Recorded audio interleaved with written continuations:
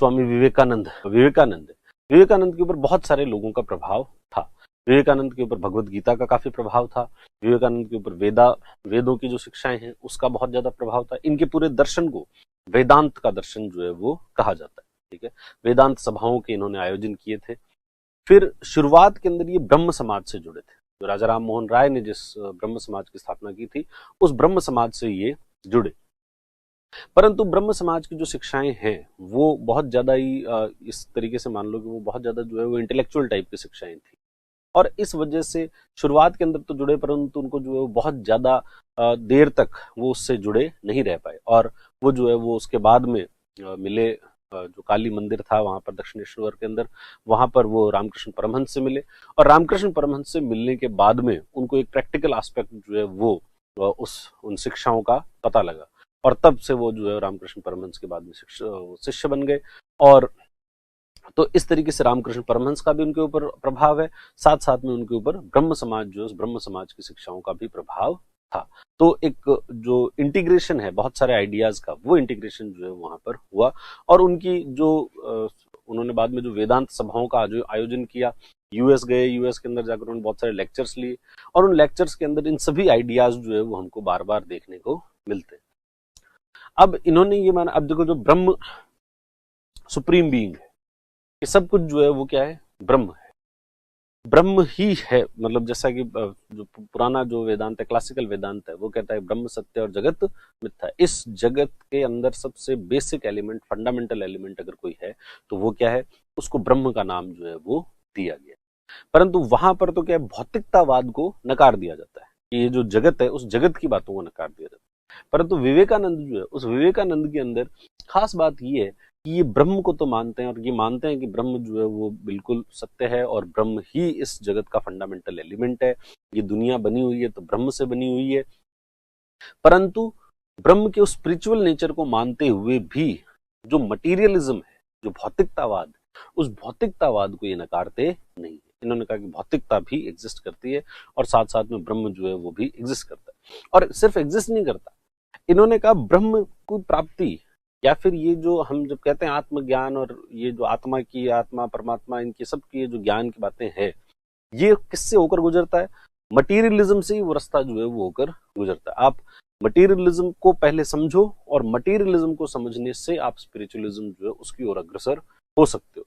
सीधे ही आप जो है वो ये कह दो कि साहब हम तो सन्यासी हो गए, अभी मन के अंदर इच्छाएं जो है वो पड़ी है, अभी जो है वो आपको जीव जगत के अंदर आपका जो अटैचमेंट है, आसक्ति है, वो अभी है, और उससे पहले आप ये कह दो कि नहीं साहब मैं तो जो है वो सन्यासी हो गया, तो ऐसे सन्यासी जो है वो हुआ नहीं जाता है। बहुत सारे लोग जो है वो सिर्फ भगवा चोला धारण कर लो और कह दो कि साहब अपन तो जो है बाबा जी बन गए। तो बाबा जी आप इसलिए बन रहे हो क्योंकि इस जगत के अंदर जो आपकी रेस्पॉन्सिबिलिटीज हैं वो आपसे पूरी नहीं की जा रही, और इस वजह से यहाँ से भागना चाहते हो, और भागकर जो है वो कहीं ना कहीं किसी दूसरी जगह चले जाते हो।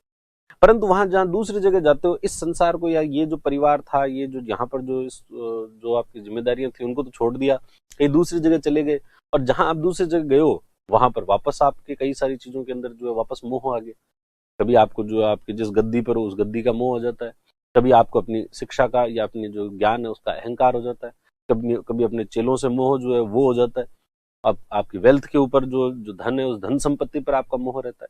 तो जब तक वो मोह, जब तक वो इच्छाएं समाप्त नहीं होगी, तब तक संन्यास जो है वो प्राप्त नहीं किया जा सकता। और इसलिए ये जगत जो है वो जरूरी है, ये मटीरियलिस्टिक जगत जो है वो जरूरी है, और इस मटीरियलिस्टिक जगत के थ्रू ही हम कहाँ तक पहुंच सकते हैं, स्पिरिचुअलिज्म तक पहुंच सकते हैं। और इसलिए ये इस जगत के ऊपर जो है काफी जोर देते हैं, जगत की समस्याओं पर जोर देते हैं, और ये कहते हैं, हालांकि ये खुद सन्यासी थे, पर सन्यासी का मतलब इन्होंने ये नहीं कहा कि मैं अब सब कुछ छोड़ छाड़ के जो है वो सिर्फ और सिर्फ मेडिटेशन ही करूंगा। ये घूमते रहे, जगह जगह जाकर अपनी जो शिक्षाएं हैं वो शिक्षाएं देते रहे, और लोगों को जो है समझाते रहे कि भाई किस प्रकार से जीवन जो है वो जिया जाना चाहिए, और मटेरियलिज्म को भी आप अपनाओ। Spiritual development can only be ensured through physical development, या इसको फिजिकल की जगह लिख लेना मटीरियल डेवलपमेंट, ये शब्द फिजिकल की जगह मटीरियल डेवलपमेंट होगा। भौतिक विकास से ही आध्यात्मिक विकास को सुनिश्चित किया जा सकता है। फिर इन्होंने ये कहा, क्योंकि ये यूएस भी गए थे, और ये इस वजह से यूएस के अंदर और पश्चिम के अंदर जो मूल्य थे या पश्चिम के अंदर जिस प्रकार की बातें चल रही थी उससे भी काफी प्रभावित थे। इन्होंने कहा कि हमारा जो समाज है उसके अंदर स्पिरिचुअलिज्म जो है वो तो अच्छी बात है, परंतु स्पिरिचुअलिज्म की बातें करते करते करते एक तो हमने बहुत सारे अंधविश्वास गढ़ दिए और बहुत सारी जो है वो ऐसी चीजें गढ़ दी जिनका वास्तविक रूप से धर्म से कोई संबंध नहीं है, और इस प्रकार के कर्मकांडी जो है वो हम बन चुके हैं, और उससे हमारे यहाँ पर एक रूढ़िवादिता जो है वो जन्म ले चुकी, ऑर्थोडॉक्स जो है वो हम बन चुके हैं। अब इन्होंने कहा कि देखो पश्चिम के अंदर हर जो समाज होता है उस समाज के अंदर उसकी जो आवश्यकताएं होती है समाज की, उन आवश्यकताओं के अनुसार उस समाज के अंदर कुछ मूल्य डेवलप हो जाते हैं। कोई भी समाज है, इस समाज की कुछ आवश्यकताएं होगी,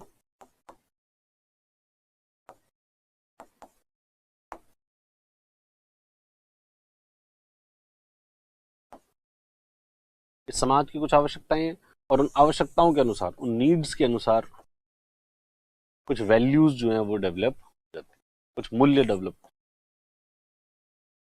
जैसे पश्चिमी समाज था, वेस्टर्न जो सोसाइटी है, वेस्टर्न सोसाइटी बहुत समय से जो है वो अंधकार में रह रहे थे और उन्होंने जो है वो कोई मटेरियल डेवलपमेंट देखा ही नहीं था, और इस वजह से वहां पर एनलाइटनमेंट का युग आया और ये सब चीजें हुई, तो वहां पर डेवलपमेंट हुआ किसका? मटीरियलिज्म का। वहां भौतिकतावाद का जन्म हुआ। वो जो संस्कृति है, पश्चिमी संस्कृति है, उसमें भौतिकतावाद के ऊपर, कंज्यूमरिज्म के ऊपर, इन पे बहुत ज्यादा बल दिया जाता है। पर साथ साथ में ऐसा नहीं है सिर्फ कंज्यूमरिज्म, इस कंज्यूमरिज्म को डेवलप करने के लिए साइंटिफिक टेम्परामेंट या साइंटिफिक आउटलुक जो है वो भी उन्होंने विकसित किया, वैज्ञानिक दृष्टिकोण जो है वो भी उन्होंने विकसित किया, चीजों को जो है वैज्ञानिक दृष्टिकोण से देखने की कोशिशें उन्होंने की है। ठीक है, तो उस समाज के अंदर, पश्चिमी समाज के अंदर इस प्रकार के मूल्य आए। भारतीय समाज जो है वो क्योंकि भाई पुराना था, इंडस वैली सिविलाइजेशन या काफी हम पुराने समय से चल रहे थे, तो मटेरियलिज्म, आपने मटेरियल प्रॉस्पेरिटी काफी देखी हुई थी, और इस वजह से भारत के अंदर जो है वो अब मटेरियलिज्म की बजाय स्पिरिचुअलिज्म जो है वो काफी ज्यादा इंपॉर्टेंट हो गया। और यहाँ पर जो है वो जो मूल्य विकसित हुआ वो कौन सा विकसित हो गया? आध्यात्म का।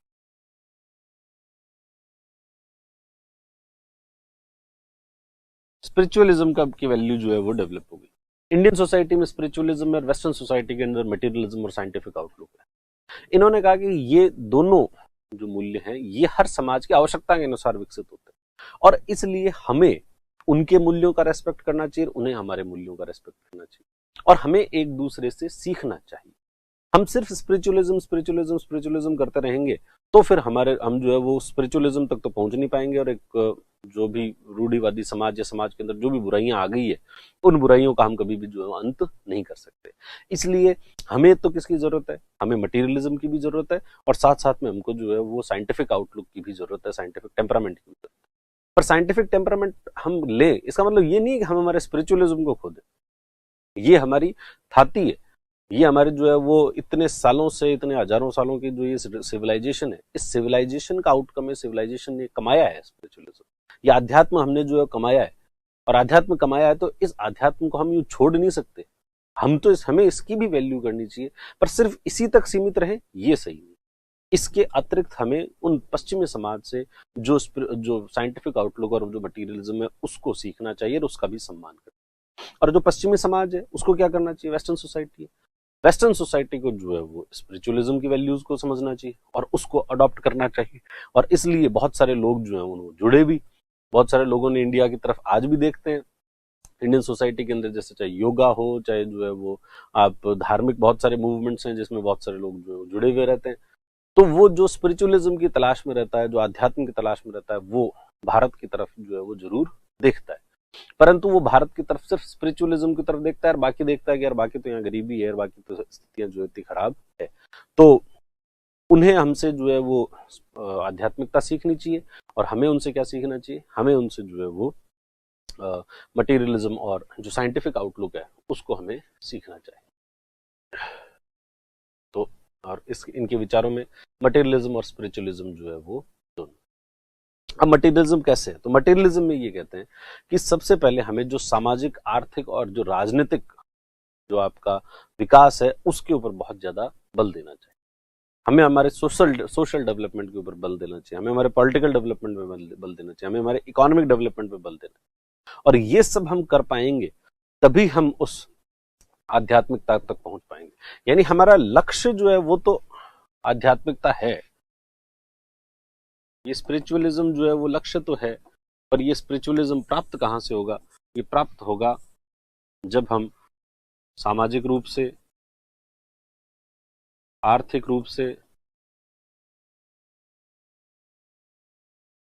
राजनीतिक रूप से, शारीरिक रूप से, इन सब रूप से जब हम सशक्त हो जाएंगे, इन सब चीजों से हम जब सशक्त हो जाएंगे, तब हम जो है वो ईश्वरीय अनुभूति को ले सकते हैं। उससे पहले हम आध्यात्मिकता जो है वो प्राप्त नहीं कर सकते। गरीबी के अंदर कोई आध्यात्मिकता नहीं होती। भूखे पेट भजन ना होए गोपाला, ये ले तेरी कंठी माला। भूखे पेट किसी से भजन नहीं होता है, और सत्य है।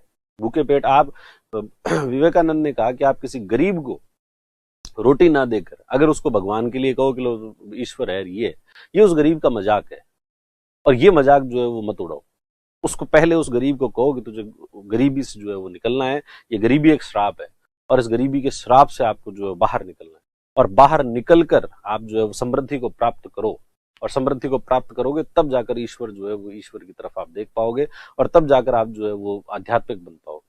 गरीबी के अंदर आध्यात्मिकता जो है वो नहीं है, और हमें गरीबी को जो है वो बिल्कुल उसको प्रेम नहीं करना चाहिए। हालांकि कोई गरीब व्यक्ति है उसके प्रति घृणा नहीं होनी चाहिए, गरीब के प्रति घृणा नहीं होनी चाहिए, पर गरीबी जो है उसके प्रति जरूर घृणा होनी चाहिए।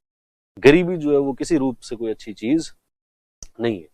हमारे यहाँ पर हम ये देखते हैं कि गरीबी को बहुत ज्यादा जो है वो इस तरीके से दिखाया जाता है कि सब कुछ जो गरीब है वो तो बहुत ज्यादा ही अच्छी चीज है, या फिर गरीब के घर में जो है वो भगवान विराजते हैं, ये विराजते हैं। कोई नहीं विराजता, कोई भगवान जो है वो गरीब के घर में, गरीब के घर में सिर्फ गरीबी है, और गरीबी जो है वो एक श्राप है। और हमें हर कोशिश वो करनी चाहिए, हमें हर पुरुषार्थ का प्रयोग करना चाहिए जिसके माध्यम से हम इस श्राप को जो है वो दूर कर सके।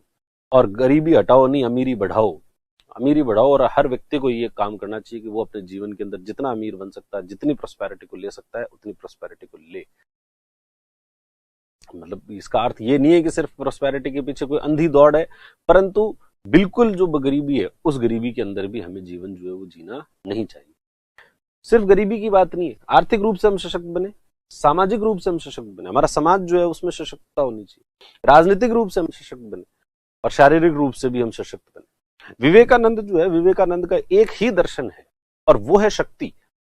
आप हर तरीके से शक्तिशाली जो है वो बनो, और जब तक आप शक्तिशाली नहीं बनोगे, जब तक आप शक्ति को महसूस नहीं करोगे, तब तक आप जो है वो आध्यात्मिकता को महसूस नहीं कर सकते। सभी प्रकार की कमजोरियां, जितनी भी कमजोरियां आपको जहां पर भी दिखती है, किसी भी प्रकार की कमजोरी दिखती है, उस प्रकार की कमजोरी को जो है वो हटाकर फेंक दो।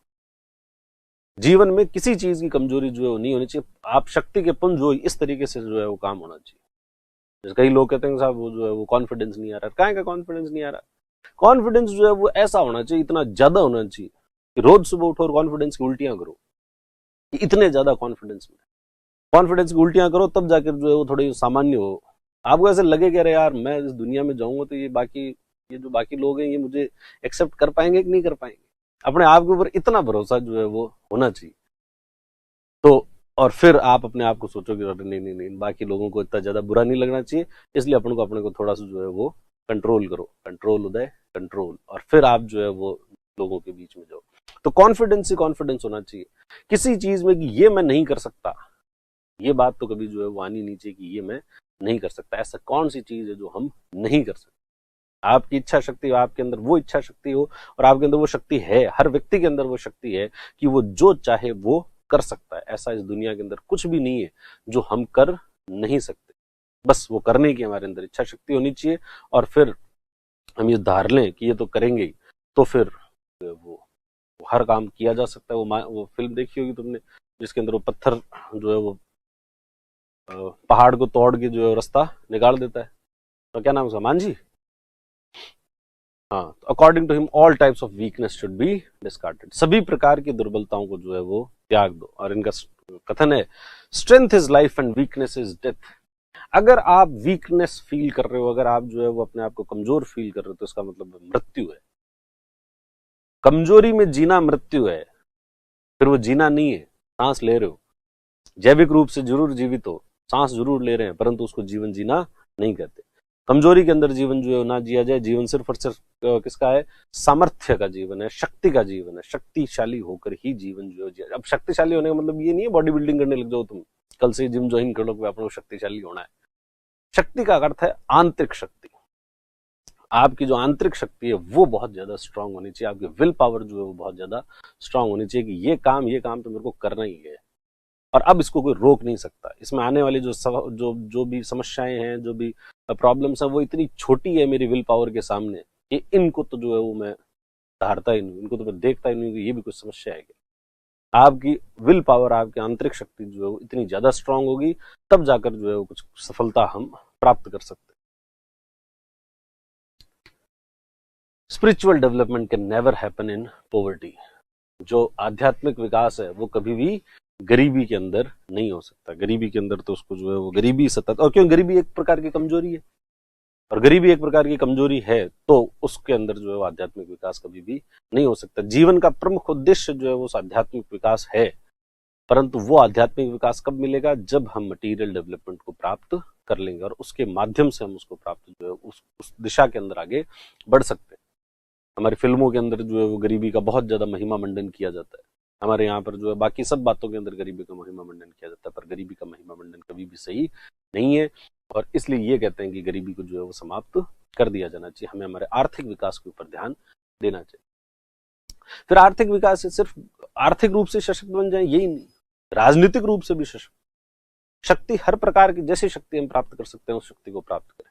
राजनीतिक रूप से सशक्त हो और राजनीतिक रूप से सशक्त होंगे तो इन्होंने कहा कि भाई जो पॉलिटिकल स्लेवरी है, ये जो राजनीतिक रूप से गुलामी के जो आप जंजीरों में फंसे हुए हो, ब्रिटिश सत्ता वहां पर थी और गुलामी में फंसे हो, तो गुलामी एक प्रकार की कमजोरी है और कमजोरी तो मृत्यु है और इसलिए उस कमजोरी को भी हटा के फेंक देना चाहिए और हमें हर तरह इस तरीके से काम करना चाहिए। ऐसी जागृति जो है लोगों के अंदर आनी चाहिए जिससे कि ये जो राजनीतिक रूप से राजनीतिक स्वतंत्रता है उसके लिए भी हम काम कर सकें और ये जो गुलामी की बेड़ियां हैं इनको भी हम तोड़कर फेंक दें। तो राजनीतिक स्वतंत्रता जो है वो भी आध्यात्मिक विकास के लिए बाधक है। ये emphasise on being physically strong, mentally strong तो नहीं, साथ साथ में फिजिकली भी स्ट्रांग होने चाहिए। शारीरिक रूप से भी कमजोर होना जो है वो सही नहीं है। आपका अगर शरीर कमजोर है तो साहब जो मस्तिष्क है वो धीरे धीरे अपने आप कमजोर होता जाएगा और इसलिए शरीर को भी स्वस्थ रखना, शरीर को भी शक्तिशाली रखना जो है वो आपका कर्तव्य बनता है। और जब आपका शरीर स्वस्थ होगा, जब आपका शरीर जो है वो शक्तिशाली होगा, तभी आप आध्यात्मिकता जो है उस आध्यात्मिकता को समझ पाएंगे। तो शक्तिशाली का अर्थ है कि स्वस्थ शरीर जो है वो रहे, एक स्ट्रांग जो हमारी जो बॉडी है वो बॉडी भी हमारी स्ट्रांग रहनी चाहिए। और इसलिए ये भी कहते हैं कि गीता पढ़ने से पहले व्यक्ति को क्या करना चाहिए? फुटबॉल खेलना चाहिए। अब देखो कई भारत के अंदर क्या कई लोग जो वो बात समझते तो है नहीं। कई बार इस बात को इस तरीके से प्रोजेक्ट किया जाता है कि विवेकानंद ने ये कहा था कि गीता पढ़ने से तो अच्छा है कि क्या कर लो, फुटबॉल खेल लो, इसलिए गीता मत पढ़ो और फुटबॉल खेल लो। नहीं, उन्होंने ऐसा नहीं कहा था मूर्खों। उन्होंने ये कहा था कि गीता का जो संदेश है वो आध्यात्मिकता को नकारते नहीं है कहीं पर भी। उन्होंने कहा गीता का जो संदेश है वो हम तब समझ पाएंगे जब हम फुटबॉल खेले हुए। क्या मतलब हुआ इसका? जब हम शारीरिक रूप से स्ट्रांग होंगे तब हम आध्यात्मिक मैसेज को ढंग से समझ पाएंगे। अगर हम शारीरिक रूप से कमजोर हैं तो हम किसी भी आध्यात्मिक मैसेज को ढंग से समझ नहीं पाएंगे। तो इसलिए गीता का अगर वास्तविक ज्ञान आपको प्राप्त करना है तो वास्तविक ज्ञान प्राप्त करने के लिए तो आपको क्या करना चाहिए? पहले फुटबॉल खेलो और फुटबॉल खेल के आओ तो आपका जो शरीर स्वस्थ रहेगा और फिर आप गीता पढ़ो और उसके बाद जो गीता पढ़ोगे तब आपको उसका जो वास्तविक मैसेज है वो जो है वो समझ में आएगा। वरना आपका शरीर जो है वो स्वस्थ नहीं है तो आपका दिमाग भी स्वस्थ नहीं है और दिमाग स्वस्थ नहीं है तो उस मैसेज को समझना जो है वो आपके लिए आपके बस की बात नहीं। तो इसलिए ये कहते हैं कि हमें शारीरिक रूप से भी सशक्त होना चाहिए। हमें तो इन्होंने कहा आर्थिक रूप से भी सशक्त बनो, गरीबी को जो है वो हटाओ, जो आपके राजनीतिक रूप से सशक्त बनो, इसलिए राजनीतिक जो स्वतंत्रता आंदोलन है उसको आगे बढ़ाओ और जो ये गुलामी है उसको खत्म करो। शारीरिक रूप से जो है वो सशक्त बनो।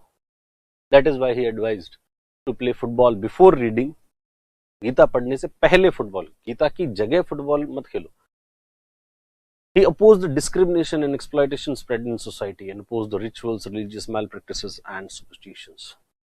सामाजिक रूप से फिर और सशक्त कैसे बनना है, तो सामाजिक रूप से भी सशक्त बनना। अब तक अपन ने आर्थिक रूप से सशक्त करने की बात कर ली, राजनीतिक रूप से सशक्त बनो, शारीरिक रूप से सशक्त बनो और सामाजिक रूप से भी सशक्त बनो। सामाजिक रूप से सशक्त कब बनोगे, जब समाज के अंदर जो फैली हुई जो बुराइयां हैं, जो कुरीतियां हैं, जब उसको हम दूर कर देंगे।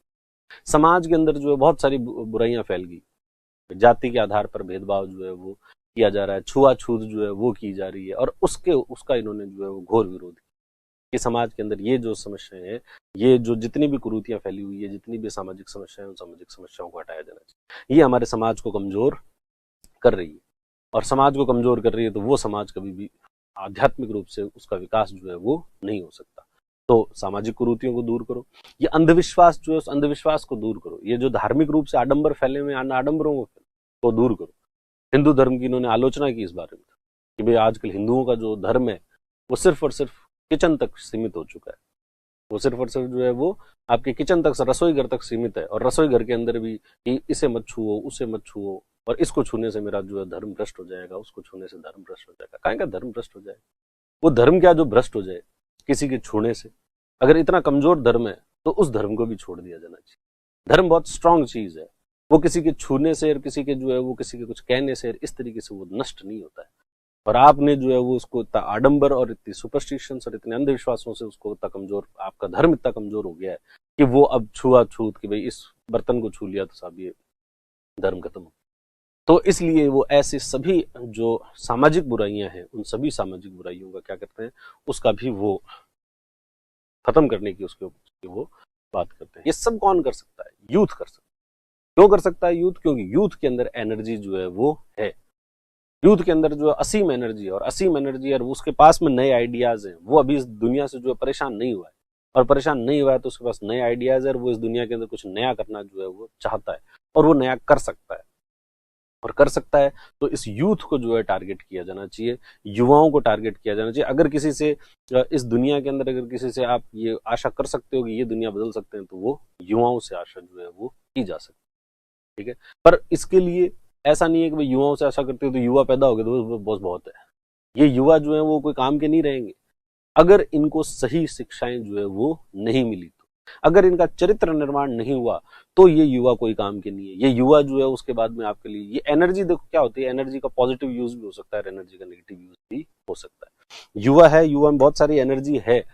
अब अगर आपने इस एनर्जी को किसी कंस्ट्रक्टिव तरीके से, किसी रचनात्मक कार्य के अंदर नहीं लगाया, तो ये एनर्जी जो है वो किसी ना किसी डिस्ट्रक्टिव काम के अंदर लग जाएगी। किसी तरीके से ऐसा विनाशकारी शक्ति जो है वो आप बन जाओगे। एक यूथ है, घर पे बैठा है आराम से, यूथ है, एनर्जी है उसके अंदर, एनर्जी है, तो किसी दोस्त का फोन आया, ले भाई आंदोलन में चलते हैं अपन, और आप जो है वो आंदोलन के अंदर निकल पड़े, जोर जोर से नारे लगाना और वो सब काम जो है वो आप कर रहे हो, और फिर आपको पता लगा कि एक पत्थर पास में पड़ा है, ये बस खड़ी है, उठा के पत्थर जो है बस के फेंक दी। एनर्जी थी, एनर्जी जो है उसका प्रयोग कर लिया।